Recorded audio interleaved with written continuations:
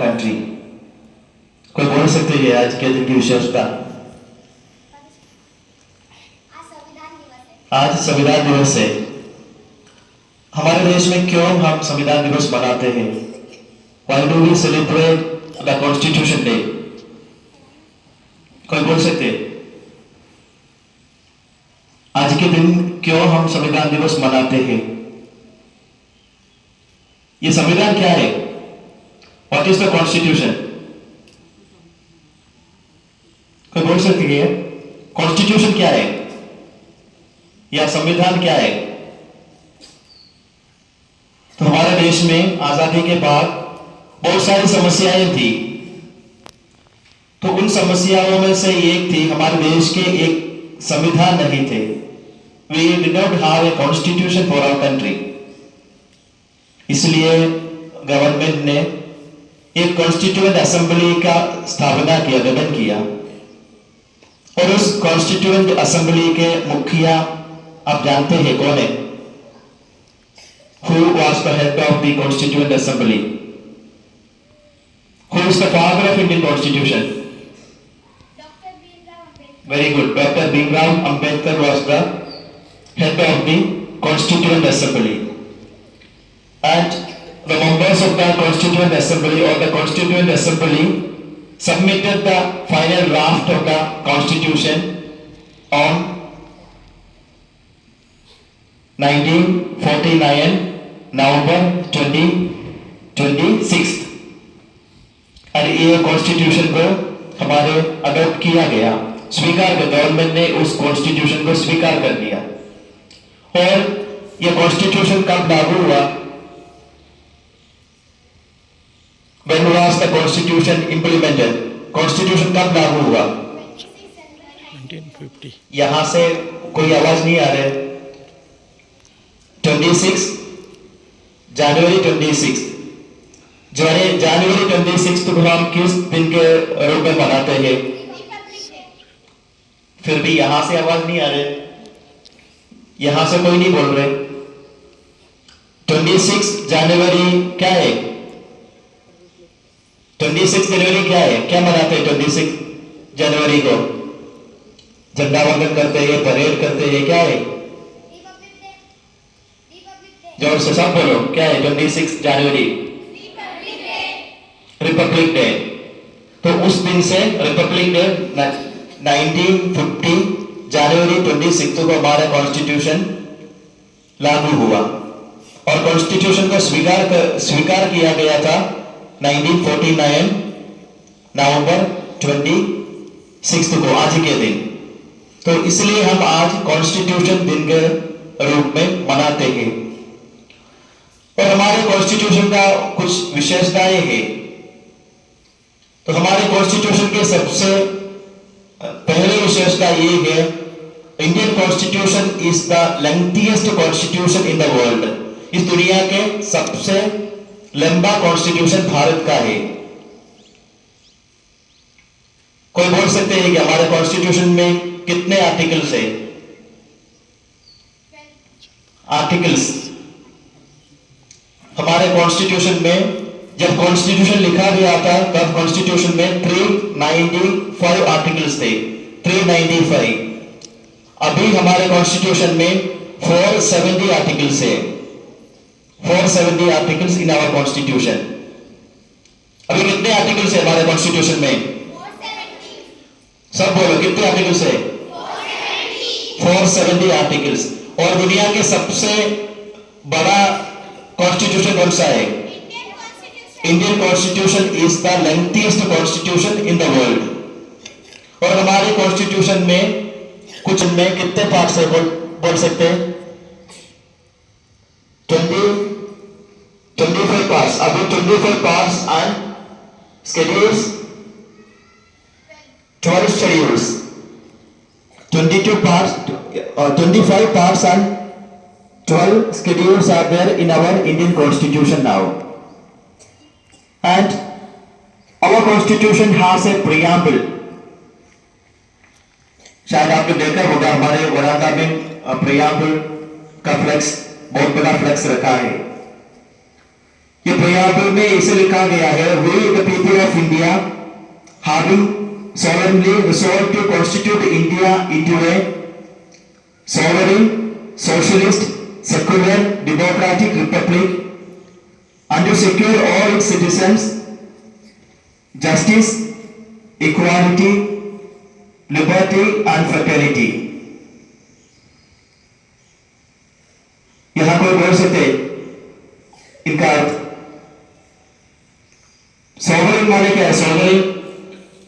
Sovereign का अर्थ ये है, हमारे देश पर और कोई बाहर के कोई किसी भी देश को हमारे ऊपर अधिकार नहीं है। आजादी के पहले हमारे देश पर शासन कौन करते थे? ब्रिटिश।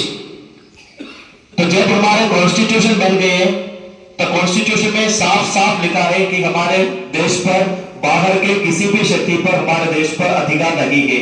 कोई भी देश हमारे ऊपर शासन नहीं कर सकते। We are a sovereign country. Then second क्या है? सोवरेन। उसके बाद क्या लिखा है? सोशलिस्ट। सोशलिस्ट का मतलब क्या है? हमारे देश में इकोनॉमिक इक्वालिटी होना चाहिए, सबको जीने का अधिकार है, चाहे गरीब हो, बड़े हो, अनपढ़ हो, सबको जीने का अधिकार है, सबको अपने लिए काम करके पैसा कमाने का अधिकार है। उसमें से कोई भी किसी को रोक नहीं सकते। सोशलिस्ट।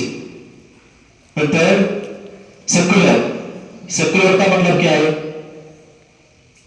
सेकुलर धर्मनिरपेक्षता, माने देश का कोई भी धर्म नहीं है, भारत का कोई भी धर्म नहीं है और भारत किसी भी धर्म के खिलाफ भी नहीं है। कोई भी व्यक्ति अपने इच्छा के अनुसार किसी भी धर्म में विश्वास कर सकते हैं, वही है secular. The democratic Republic, democracy. Democracy का अर्थ क्या है? डेमोक्रेसी, डेमोक्रेसी कौन बोल सकते हैं? डेमोक्रेसी, डेमोक्रेसी का डेफिनेशन यही है, by the people, to the people, by the people, for the people. तो हमारे यहां चुनाव होते हैं। चुनाव शायद आपको याद है, हमारे यहां भी इस बार चुनाव हुआ, हमारे स्कूल में भी चुनाव हुआ। आप सभी ने वोट डाला। उसमें चुनाव लड़ने वाले कुछ सभी क्लास में से 2-3 लोग, कम से कम 2-3 लोग थे चुनाव में, जिन्होंने चुनाव लड़ा। वे अपनी इच्छा के अनुसार जीते क्या? अभी हमारे क्लास का 2 क्लास लीडर्स है। ये क्लास लीडर्स को किसने चुना? किसने चुना क्लास लीडर को? किसने चुना? वे लोग क्लास लीडर या स्कूल लीडर कैसे बन गए? क्यों बताओ? लीडर्स कैसे बन गए? लीडर्स को लीडर बनने की इच्छा थी इसलिए वे बन गए, ये आपके कारण बन गए? आपके कारण बन गए। क्यों? क्योंकि आपने वोट डाला। तो हमारे देश में भी ऐसे होते हैं कि राजनीतिक या नेता लोग इसलिए नेता बनते हैं कि हम उनको वोट देते हैं। अगर हम लोग उनको वोट नहीं देते, वे नेता नहीं बन सकते। तो जो लोग हमारा नेता बनते हैं वे हमारे प्रतिनिधि हैं और उनको उस कुर्सी में बिठाने वाले कौन है? नागरिक है। वही डेमोक्रेसी, बाय द पीपल, लोगों के लिए, लोगों के लिए, और by the people, for the people, to the people. और वही है हमारे कॉन्स्टिट्यूशन का प्रीएम्बल। और हमारे कॉन्स्टिट्यूशन का फर्स्ट पार्ट में देश के टेरिटरीज के बारे में बताया गया है। हमारे देश की सीमाएं कहां तक है, कब तक है। और दूसरे पार्ट में बताया गया है सिटीजन्स, नागरिक कौन है, कौन हमारे देश का नागरिक बन सकते हैं। और third part of the Indian Constitution is the most important part. What is the third part of the Indian Constitution? कोई बोल सकते हैं? क्विज वाले जरूर बोलना चाहिए. जो लोग क्विज के लिए गए थे उनको तो बोलना ही चाहिए. What is the third part of Indian Constitution? नाउकेरन के क्विज में जो प्राइज लेके आए उनको ये बोलना ही है. What is the third part of Indian Constitution? The third part of Indian Constitution is the fundamental rights. That is the most important part of the Constitution, known as the Constitution of the Constitution is the third part. हमारे देश में हर एक नागरिक को मौलिक अधिकार, 6 मौलिक अधिकार है. There are 6 fundamental rights for every Indian citizen. कोई बोल सकते? What are the fundamental rights? तो ये अभी से याद रखो. Right to equality, right to equality, right against exploitation, right to freedom, right to religion, cultural and language rights, and 6th one constitutional, right to constitutional remedies. मेरे साथ बोलना. First fundamental right, जोर से बोलना. Right to equality, right against exploitation, right against exploitation, against exploitation, right against exploitation, exploitation, right to freedom, right to freedom, freedom, religious, right to religion, right to religion, cultural and language rights, right to constitutional remedies. यहाँ ये constitutional remedies में भी 5 है. 5 constitutional remedies है.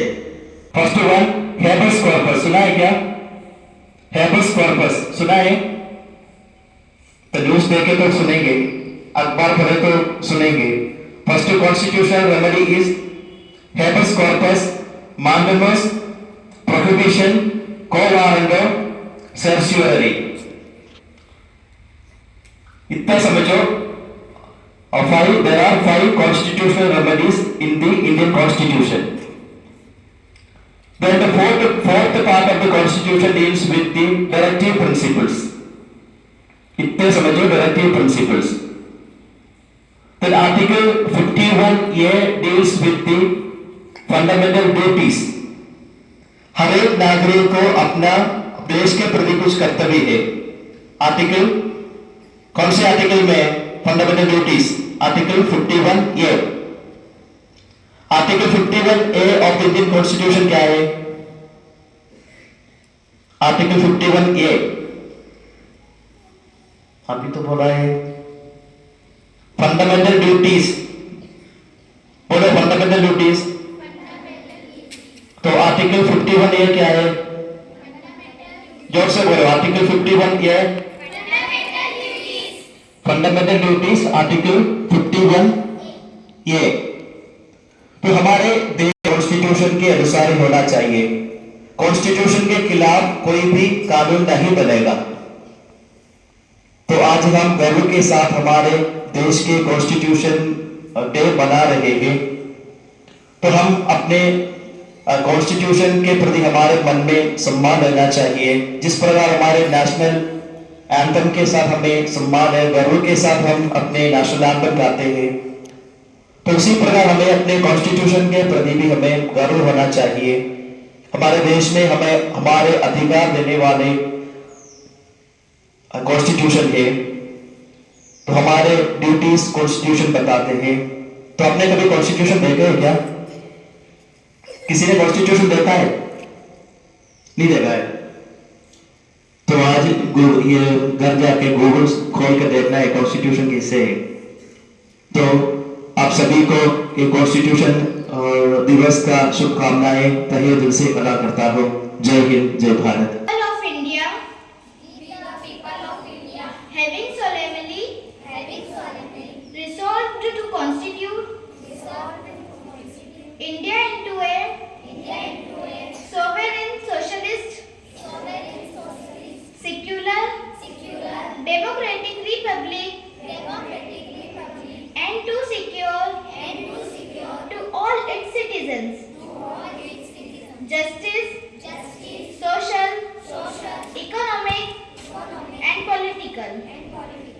liberty of thought, liberty of thought, expression, expression, belief, belief, faith and worship, faith and worship, equality of status equality of status, and of opportunity, and of opportunity, and to promote and to promote among them all among them all fraternity, fraternity, assuring the assuring the dignity of the dignity of the individual individual and the and the unity and unity and integrity of the nation. integrity of the nation. In our constituent In our constituent assembly, assembly, this 26th day this 26th day of November of November 1949, 1949, do hereby do hereby adopt, adopt, enact and